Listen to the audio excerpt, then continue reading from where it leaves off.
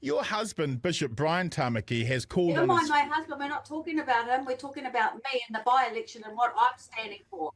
So let's get rolling about what Hannah Tamaki wants to do in Tamaki. Indeed, but he has called on his followers to use force in ripping down the flags of other religions on the street. Isn't a prerequisite for engaging in the democratic process a total abandonment of violence and intimidation as a tactic? And hasn't his calls for street violence New Zealand flags, against they were other not faiths... our Indigenous flags. They are other flags, and I'm not talking about other things when we're talking. So the unfortunate thing for her there is the real answer came out first. The xenophobic answer came out first.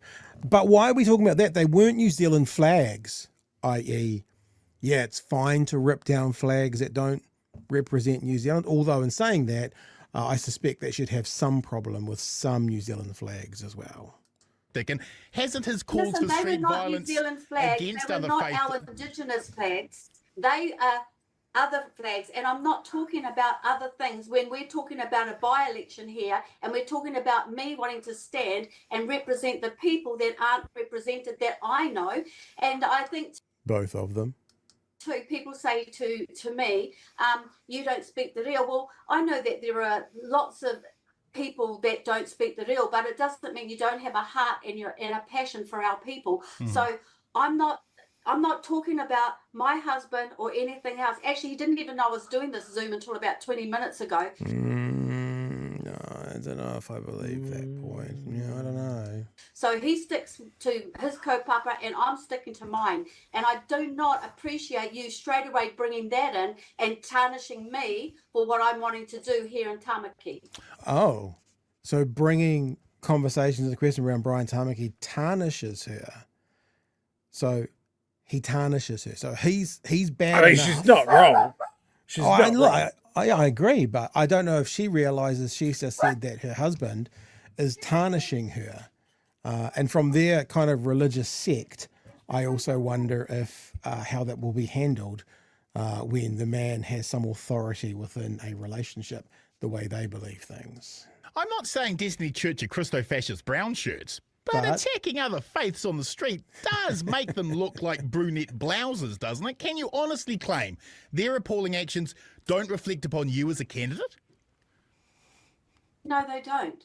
Because I'm standing for people, for everyday people, for urban Māori, and I'm going to stand up very strongly for the wahine. Sorry, just to point, this is the bit that just doesn't sound very well formed, and that makes me go, maybe it's just not a very smart answer.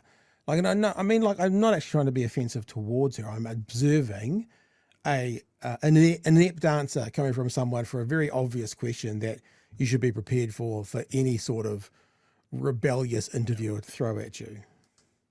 Because I think that it's important that they have a voice, and there's nothing wrong with having a faith, whether we do things differently. Now, those flags that were ripped were not Catholic, Anglican, or any of those types of faith. They were foreign faiths.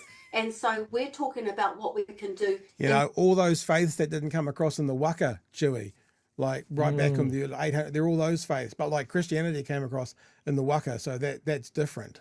New Zealand. Now, straight away, you bring that in because you want to put me in a category of being, I don't know, whatever you want to do. But reality is, I'm here because I believe that I can help everyday people, families. I've worked 27 years here in Auckland, 40 years with people, and I don't think anyone can dispute the fact that I have a heart actually for the whānau. There we go.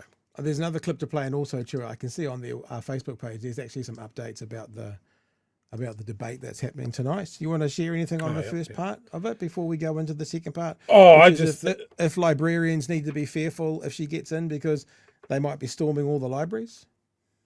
I think this is an absolutely devastating example of what happens when you believe your echo chamber too much.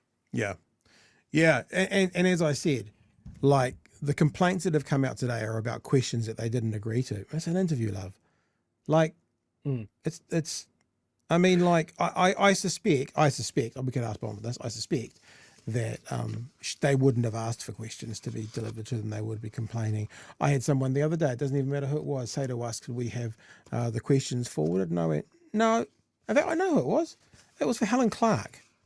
They'd like to see the questions. And I said, no, we don't do that. It's more like a conversation over a beer and we just have a chat. And they went, okay. Yeah. And I mean, Helen Clark, Hannah, it's like, Yeah. So we don't. Look, there's a place for that. Like if we're going to ask a hugely technical question that's going to require research, sure. Yeah. But this is not that conversation. Also to what you kind of hinted at, I want to spell out completely. Like Destiny is definitely one of these churches where the man is the head of the family and the woman is the wife or the mother is subservient to the man of the house.